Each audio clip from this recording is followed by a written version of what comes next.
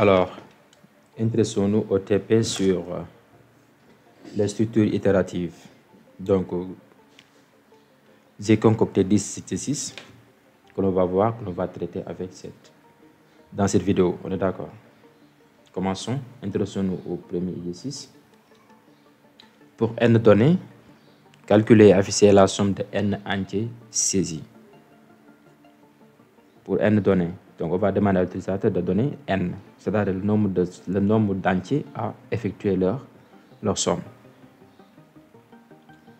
Il va saisir par exemple 5. Après, on fait la somme de ces 5 entiers-là. Allons-y. Donc, je peux appeler mon programme, par exemple, somme var. On a besoin du compteur.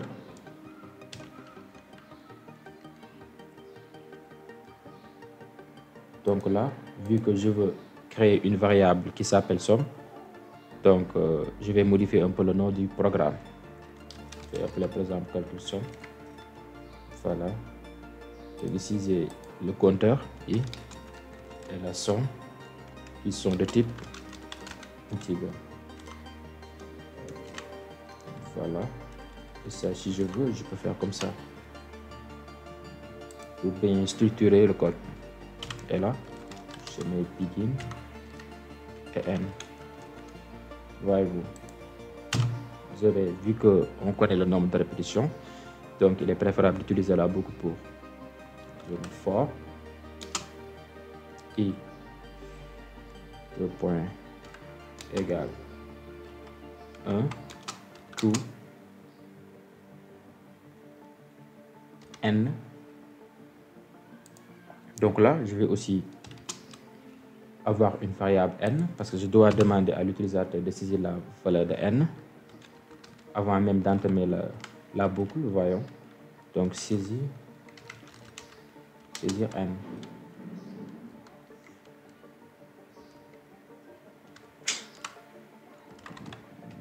Read ln n. Voilà, donc je zoome un peu, je vois à peine.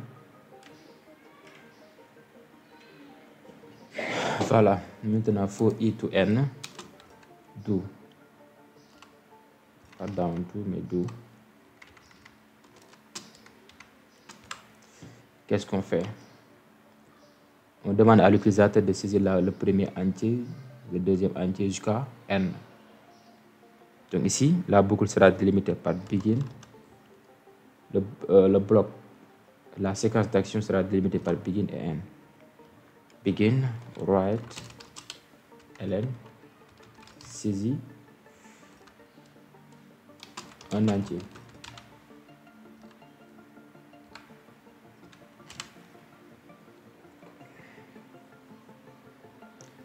Read ln, l'entier saisi. Je vais encore créer une autre variable qui stocke l'entier saisi par l'utilisateur. D'accord.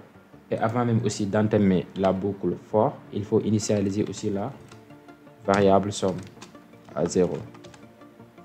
Et là, on ne fait qu'ajouter l'entier saisi au niveau de la somme. Donc somme de point égal somme plus entier. Voilà. N. Donc c'est comme ça. Donc on demande à l'utilisateur de saisir un entier. Et cet entier saisi là, on va l'ajouter à la somme. Je le répète, donc en programmation, pour faire la somme, il faut d'abord initialiser la variable à 0 et après on ajoute l'entier à cette variable là. D'accord, on met somme égale somme plus cet entier là. Donc je pense que c'est ça. Et après maintenant, une fois faire la somme, après la boucle, on affiche la somme. Write ln somme et deux points somme.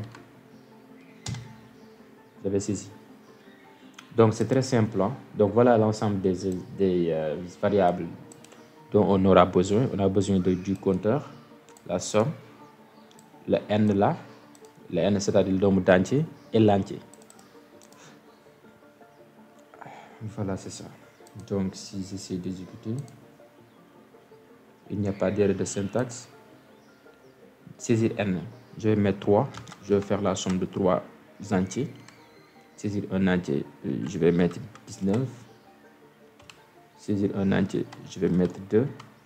Saisir un entier, je vais mettre 4. Voilà, donc la somme est 25. Vous avez saisi. Donc c'est très simple.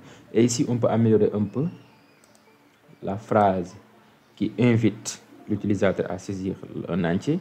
On peut par exemple dire saisir l'entier. Saisir l'entier. I. Voyons. Donc saisir l'entier 1, saisir l'entier 2 et saisir l'entier 3. Saisir l'entier 4, etc. Saisir n. Je vais mettre par exemple 4. Cette fois, je vais faire la somme de 4 entiers. Saisir l'entier 1. Voyez. Je vais mettre 6. Saisir l'entier 2. Moins 5. Voyez. Saisir l'entier 3. 17, oui. Saisir l'entier 4. 10. La somme des entiers est 18. Vous avez saisi. Donc, c'est tout pour cette exercice. C'est très simple. Donc, pour n données calculées et afficher la somme de n entiers saisis. Intéressons-nous rapidement à l'exercice suivant. Pour n données calculées et afficher le nombre d'entiers positifs parmi les n saisis. Donc, pour n données calculées et afficher le nombre d'entiers positifs parmi les n saisis. On veut connaître le nombre d'entiers positifs parmi les n saisis. On n'affiche pas, par exemple, un entier lorsqu'il est positif, non, mais on veut connaître le nombre d'entiers positifs. Vous avez saisi. Donc ici, c'est très simple. C'est pareil, hein?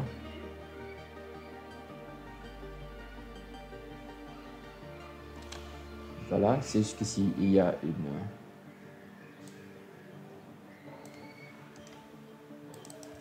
Donc, je vais tout enlever pour ne pas vous faire perdre. Donc, le nom du programme, je peux mettre nombre entier positif. Nombre entier positif. Oui, dans ce cas, on a besoin du compteur, c'est-à-dire l'indice de la boucle, de n aussi, le nombre d'entiers saisis. On a besoin aussi de l'entier.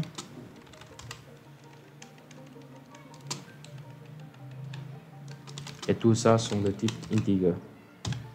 Voilà. Et là, je peux commencer, si je veux, je peux faire ça pour bien structurer mon code. Et là, je demande à l'utilisateur de saisir la valeur de n. Saisir n. Voilà. Ln n.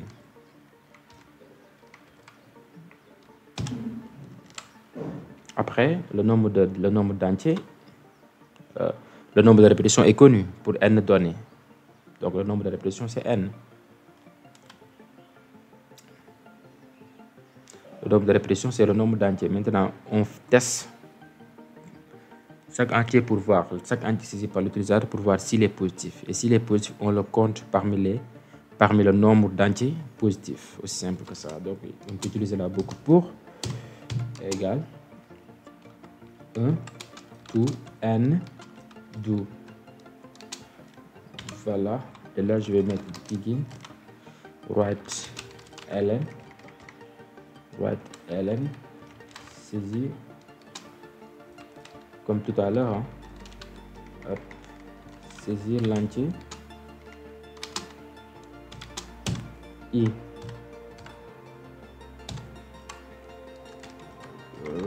ln entier Et maintenant, on teste l'entier if entier est positif supérieur à 0, then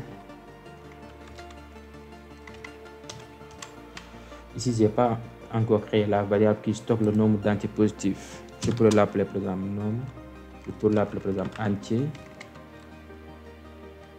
positif. Voyons. Donc ici, et je n'ai pas initialisé aussi cette variable là. Entier positif. Le point égal à 0. Voyons. Donc ici, entier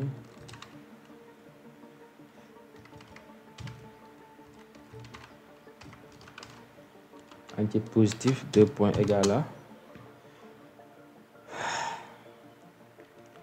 entier positif plus 1. On est d'accord, plus 1. Ce n'est pas plus l'entier, sinon ça serait la somme des entiers. Mais ici, on va savoir le nombre d'entiers, donc on ajoute 1 lorsqu'on sait que l'entier saisi par l'utilisateur est positif. Donc voilà, c'est tout.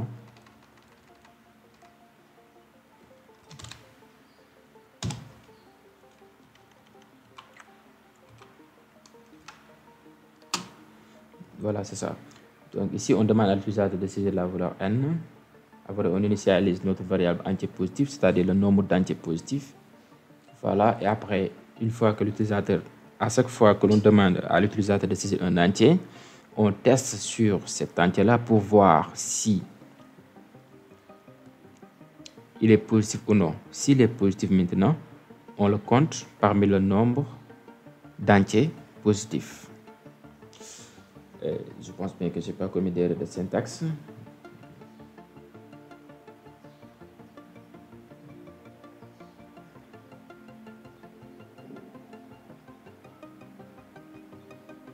Oui, c'est cool. J'exécute, saisir n.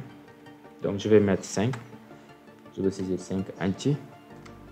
Saisir l'entier 1. Je vais faire exprès de saisir un entier négatif. Saisir l'entier 2. Saisir l'entier 3. Moins 2.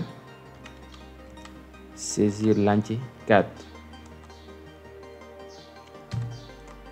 Saisir l'entier 5. Donc ici, j'ai saisi par exemple 2 entiers négatifs et 3 entiers positifs. 5 et 3 entiers positifs. 7, 6 et 9. Donc on doit avoir normalement 3, le nombre d'entiers. Mais en fait, je ne l'ai pas affiché. Voyons, rien ne se passe parce que je ne l'ai pas affiché. Write ln, le nombre d'entiers positifs et entiers positifs. Ça va ici. Donc, je compile, j'exécute. Saisir. Je vais faire comme tout à l'heure. Donc, moins 6. Là, je vais mettre 8. Là, je vais mettre moins 2. Là, 9. Et l'entier 7, 1. Donc, ici, on m'a dit que le nombre d'entiers positifs est bien et bien 3. Voyons. Le nombre d'entiers total, c'est 5. Et parmi ces entiers-là, il n'y en a que 3 qui sont positifs. Donc, c'est très simple. Passons à l'exercice suivant.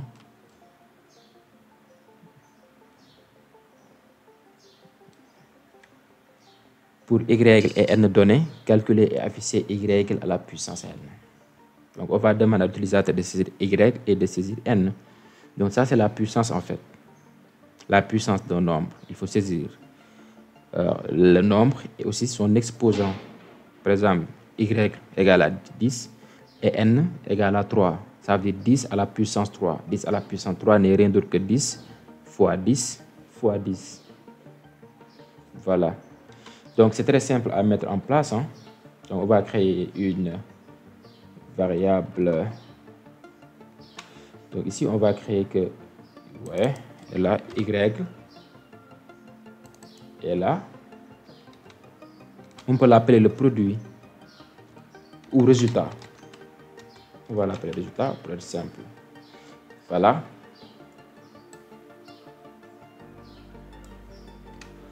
Donc, on demande à l'utilisateur de saisir Y d'abord, après de saisir N, saisir Y, c'est-à-dire le nombre, après son exposant, va-et-vient. Et maintenant, on fait la boucle for,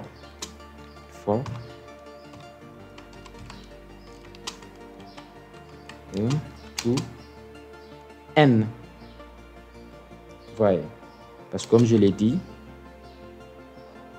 10 à la puissance N n'est rien d'autre que 10 fois 10 fois 10 fois 10 N fois. Donc, le nombre Y est présent au niveau du produit N fois. Vous avez saisi. Voilà, donc on va inviter l'utilisateur de saisir. Non, ici on n'invite rien, hein. On n'invite pas l'utilisateur de saisir parce qu'il a déjà saisi quelque chose. Donc ici, qu'est-ce qu'on fait? On fait tout simplement résultat. J'ai oublié d'initialiser le résultat. Vu qu'il s'agit d'un produit, il ne faut pas initialiser le résultat par 0. Parce qu'un nombre multiplié par 0 est toujours égal à 0. Voilà, mais un nombre multiplié par 1 est toujours égal à ce nombre-là. Donc, on initialise un produit par 1. Et la somme par 0. Voyez-vous? Donc, ici, je vais mettre le résultat.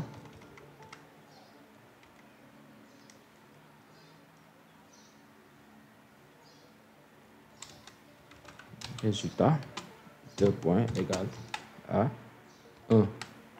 Vous avez saisi. Et là, il suffit juste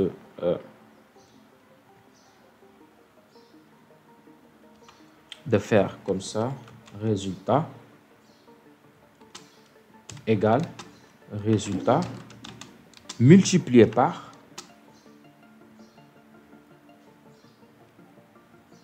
Y. Non, ici, on n'initialise pas, comment dirais-je, oui, c'est ça. C'est comme ça qu'on fait. Donc, on initie le résultat par 1. Donc, le premier tour de la boucle, ça veut dire que c'est Y à la puissance 1. Y à la puissance 1, ce n'est rien d'autre que Y. Donc, c'est égal à 1 fois Y. Y à la puissance 2, c'est Y fois Y. Y à la puissance 3, c'est Y fois Y fois Y. D'accord. Donc, j'ai bien raison d'initialiser le résultat à 1.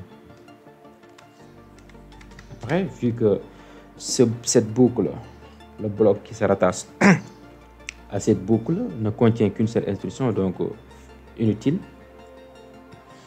de délimiter ça par des begin et end. Write ln. Le résultat, pour faire simple, est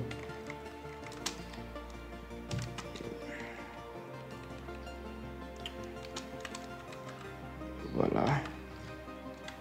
Le résultat est voilà. Donc ici, voyons un exemple. Voir. Donc saisir Y, je vais mettre 10. Saisir N, je vais mettre 3.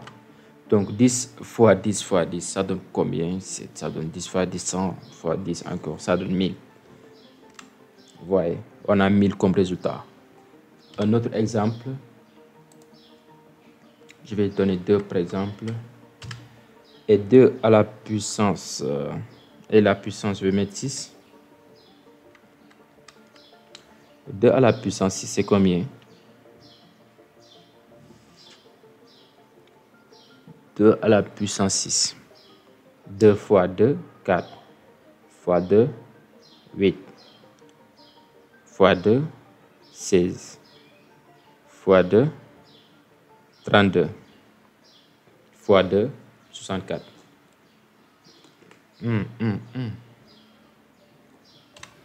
Donc, on aura comme résultat 64.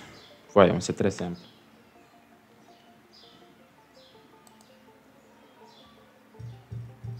Donc, c'est ça. C'est très simple.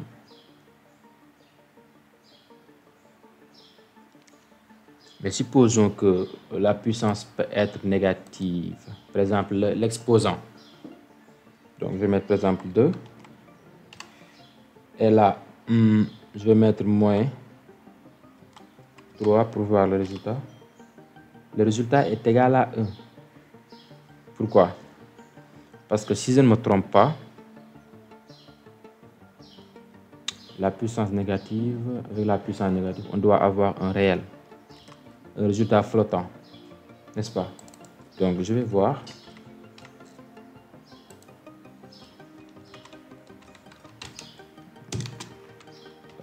Réel. Voilà. Dans ce cas, j'exécute.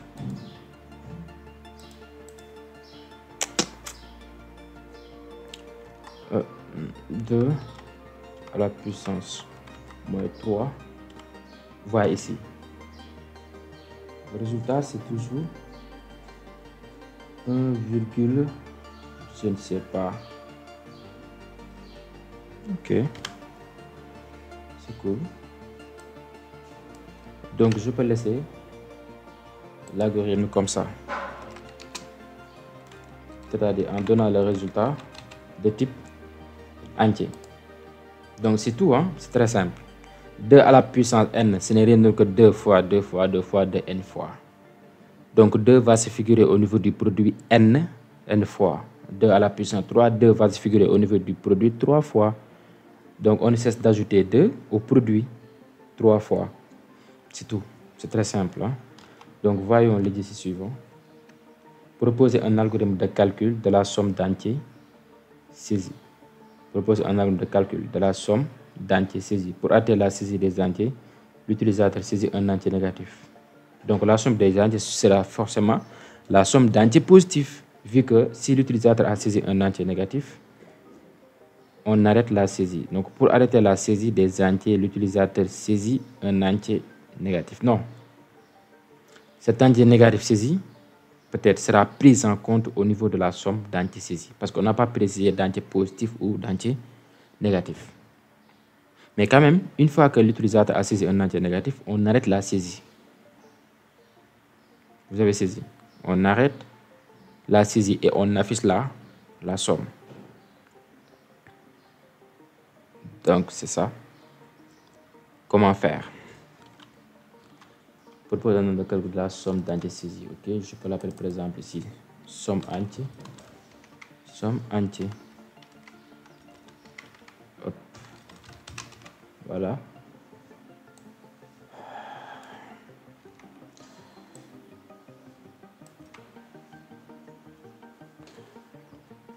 Waouh, les mots me fatiguent là. Var, quels sont, bon, en tout cas, j'aurai besoin d'une variable compteur, entier aussi. Donc ici, on n'a pas besoin de n parce qu'on ne sait pas le nombre de répétitions. Et aussi la variable somme, qui sont tous de type integer. Mais cette mousse me fatigue là. D'où elle provient? Voilà, c'est cool. Donc là, on ne peut pas utiliser la boucle parce qu'on ne sait pas le nombre de répétitions. Donc on va utiliser repeat ou bien tank. On va utiliser repeat ici. Parce que cette séquence d'action va s'exécuter au moins une fois. Au moins une fois. Vous avez saisi. On va demander à l'utilisateur de saisir un entier. Et on fait la somme des entiers saisis par l'utilisateur. Mais si l'utilisateur a saisi un entier négatif, là, on arrête. D'accord. Alors que l'entier négatif aussi fait partie de la somme. Donc, on a dit la somme des entiers. Des entiers tout court. Donc, les entiers positifs et les entiers négatifs en font partie. Vous avez saisi. Donc, ici, au moins, il y a une exécution de la séquence d'action. Donc, il est préférable d'utiliser la boucle répétée. Hein? Donc, repeat.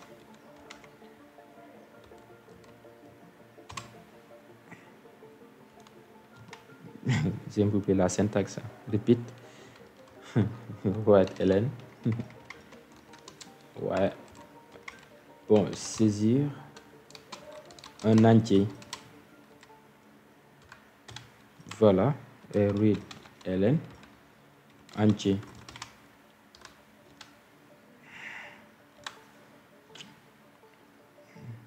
On l'ajoute à la somme directement. Et aussi, là, j'ai oublié d'initialiser la somme. Donc, si on oublie d'initialiser la somme, ce serait catastrophique. Attention, on aurait une erreur. Donc, on initialise la... Ici, non seulement on initialise la somme, mais aussi on initialise le compteur. Parce qu'il s'agit d'une boucle repeat. Il s'agit de la boucle repeat. Donc, ici, non seulement j'initialise le compteur à 0, mais aussi j'initialise aussi la somme à 0.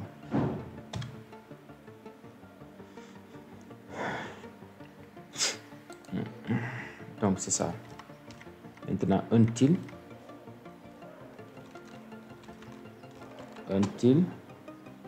jusqu'à ce que l'entier saisi par l'utilisateur, until, entier, est négatif.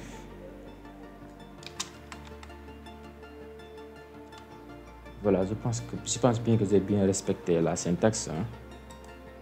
En tout cas, voilà, il n'y a pas de syntaxe. Donc, on se demande à l'utilisateur de saisir. En plus, je n'ai pas encore affiché la somme. Voilà, donc après la boucle, j'affiche la somme. La somme des entiers saisis est somme. Voilà. C'est un entier. 6. Voilà. Il ne cesse de me demander de saisir un entier. Tant que je n'ai pas saisi un entier négatif. Maintenant, je vais saisir un entier négatif. Voilà. Il me dit que la somme des entiers saisis est égale à 12. Vérifions. 6 plus 3, 9, plus 4, 13, moins 1, 12. Donc, l'entier négatif saisi, bien vrai qu'il marque l'arrêt de la boucle, mais aussi il fait partie de la somme. Voyons. Parce qu'on a dit tout court la somme des entiers saisis. Donc, ici est égal à 12. 9 plus 3, 6 plus 3 plus 4, c'est 13. Moins 1 est égal à 12. Et notez bien que tant qu'on n'a pas saisi un entier négatif, l'utilisateur ne cesse d'être invité à saisir un entier. On est d'accord. Maintenant, une fois que l'utilisateur parvient à saisir un entier négatif, eh bien, on arrête de lui demander de saisir un entier. Et après, on affiche la somme des entiers saisis. C'est tout pour cet exercice. Hein. Et voyons, dès le début, je tape un entier négatif. Qu'est-ce que ça va donner? Normalement, ça doit afficher que la somme est égale à moins 5. La somme est égale à moins 5. Voilà, c'est ça. Mais par contre, avec tant que, on n'aura rien. Avec tant que, on n'aura rien. Donc ici, on sait que lorsqu'il s'agit d'entiers négatifs, des entiers, la somme des entiers tout court, il y aura forcément au moins une exécution. Dans ce cas, il faut utiliser la boucle répétée. Si on sait qu'il y aura au moins une exécution, il faut utiliser la boucle répétée. Avec la boucle répétée, il y aura forcément au moins une exécution, qu'importe la condition, si elle est remplie ou non. Par contre, avec la boucle tant que si la condition n'est pas remplie dès le début, il n'y aura pas d'exécution. Il fait quelle heure? Midi 26. Continuons avec l'exercice 5.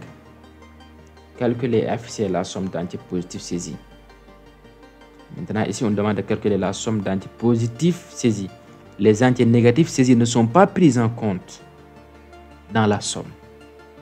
Pour arrêter la saisie, l'utilisateur saisit l'entier 0. Donc c'est comme ici, c'est comme les précédents.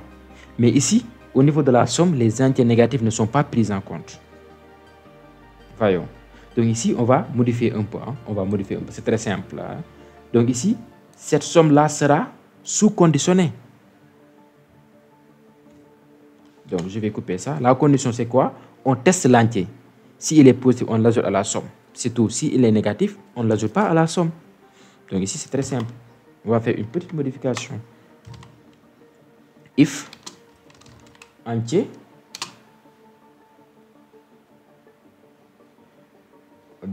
positif, ça veut dire supérieur à 0. Then, on met somme égale somme plus entier. Voyez. Et si j'exécute, saisir un entier, je vais mettre 6. Un entier, je vais mettre 3. Un entier, je vais mettre 4. Un entier, et je vais mettre un entier négatif, 3. Voyez. La somme des entiers saisis est 13. Vérifions. 6 plus 3 plus 4, c'est 13. Donc ici, le moins 3 n'est pas pris en compte de la somme. Vous avez saisi. Donc c'est très simple. Donc ici, la somme est conditionnée. Parce qu'il s'agit de la somme des entiers positifs. Donc l'entier n'est ajouté à la somme que lorsqu'il est positif. Voyez. Et là, je peux modifier la somme des entiers positifs saisis.